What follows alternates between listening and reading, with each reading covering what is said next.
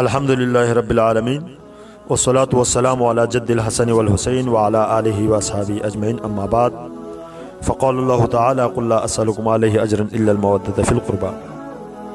سامعین محترم، نن زمانہ کې یو د دینه مخکې هم یو خاص سوال چې په هر جبه باندې دی چې د انسان نسب چې کوم دی په پلار پسې ځي او دا د دنیا نه رواج هم دی، لیکن وسنی زمانہ کې سیدان چې کوم دی کوم چې آل رسول یادېږي هغوی د حضرت فاطمه اولاد دی، خو د هغوی پلار حضرت علی دی.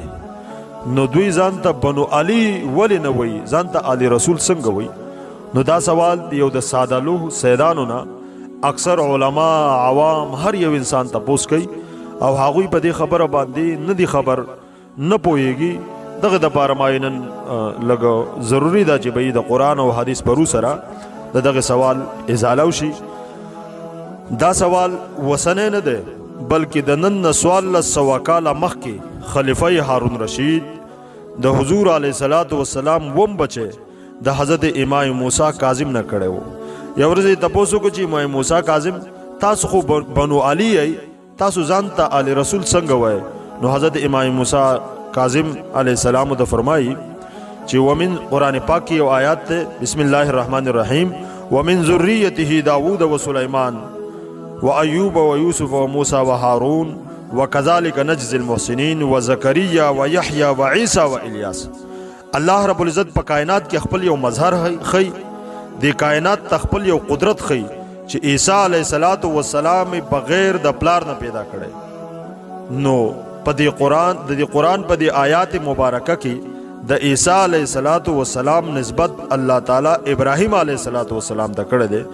امام موسی کاظم فرمایي چې د عیسی علیه الصلاۃ والسلام نسبت په قرآن کې ابراهیم علیه الصلاۃ والسلام ته شوی دی، او باوجود د دین چې د عیسی علیه الصلاۃ والسلام پلار نو زمونږ نسبت په پیغمبر پاک ته څنګه نه کیږي؟ او بیا په دې کائنات کې الله تعالی یو قدرت یو نشانی هم آدم علیه الصلاۃ والسلام دی. فرمایي چې آدم علیه الصلاۃ والسلام الله تعالی بغیر مور پلار نه پیدا کړو، عیسی علیه الصلاۃ والسلام بغیر د پلار نه پیدا کړی دی.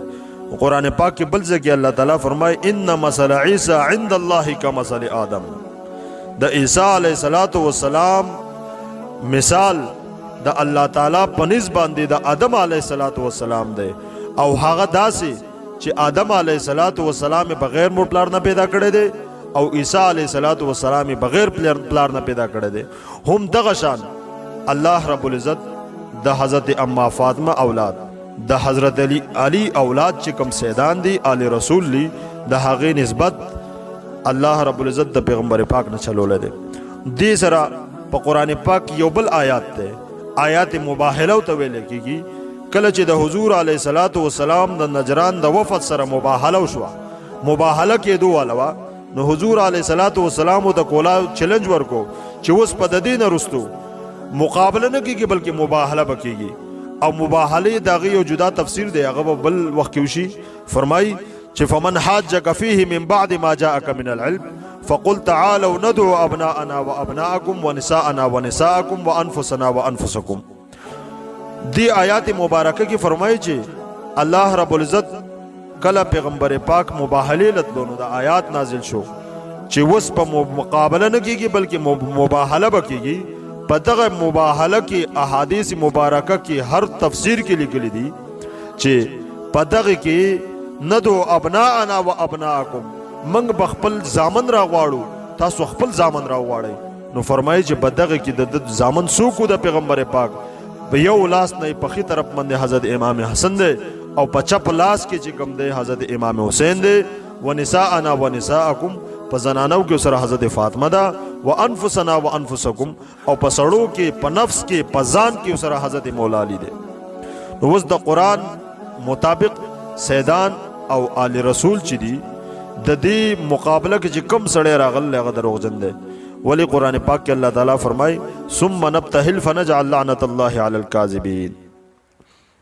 دغه شان یو بل احادیث مبارکه کې الله تعالی پیغمبر پاک فرمای چې آدم علیه الصلاۃ والسلام خلاف فطرت پیدا کېدل دا د الله تعالی د قدرت یو نشانی ده او مظهر ده او د هغه نسبت الله رب العزت چې کم دی بغیر مور پلار نه کړی دی. دغه کشان عیسی علیه السلام نسبت حضرت ابراهیم علیه السلام ته کېدل دا هم د الله تعالی یو مظهر او د هغې نشانی ده. نو دغه سره چې کوم دی د قرآن د آیاتونو نه بعد په احادیث مبارکو کې کوم ځای کې ذکر دی هغه د پیش کومه. فرمایي حضرت عمر رضی الله تعالی عنہ نے روایت ته فرمائی عن عمر رضی الله تعالی عنہ قال قال رسول الله صلی الله علیه وسلم كل بني انثى عصبتهم لابيهم ما خلا ولد فاطمه فاني انا عصبتهم وانا ابوهم او كما قال علیہ الصلوۃ والسلام.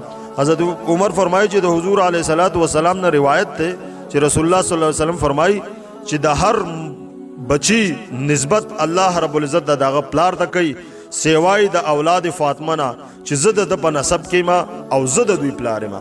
دغه شان یو بل حدیث ته حضرت جابر رضی الله تعالی عنہ نے فرمائی قال قال رسول الله صلی الله علیه وسلم كل بني ام ينتمون الى عصبه الا فاطمه الا ولد فاطمه فانا وليهم وانا عصبتهم. فرمائی چې د هر مور د بچو نسبت الله رب العزت پلار ته کوي سیوای د فاطمه نه چې د هغه نسبت الله رب العزت د هغه پلار حضور علیه الصلاۃ والسلام ته کړه دی. د دې احادیث مبارکو تقریبا په لسو کتابونو کې حواله دي. الله رب العزت موږ تاسو له دې خبره د عمل کولو توفیق راکړي. نو د دې خبره نه معلومه شو چې د حضور علیه الصلاۃ والسلام اولاد حضرت علی پزه د حضرت فاطمه نه چې کوم اولاد دی هغه د حضرت علی پزه د حضور علیه الصلاۃ والسلام نه الله تعالی چلولې دی. نو دا د الله تعالی یو قدرت ته یو مظهر دی. هم دغه شان څنګه چې عیسی علیه السلام الله تعالی په غیر پلار نه پیدا کړی دی، آدم علیه السلام الله تعالی په غیر مور پلار نه پیدا کړی دی. بعض خبرې بداسي چې هغه کې بیا سوچ او فکر نه کوي هغه به منی. دغه شان د صالح علیه السلام چې کوم او خوا الله رب العزت د غر نه پیدا کړی و او پاغه ټیم داغي بچي مو نو دغه د وجه نو وسنی سیدان چې کوم دی دا آل رسول یادېږي، آل علی نه یادېږي.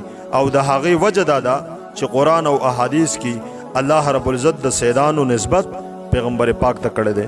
الله رب العزت عمل کولو توفیق راکړي.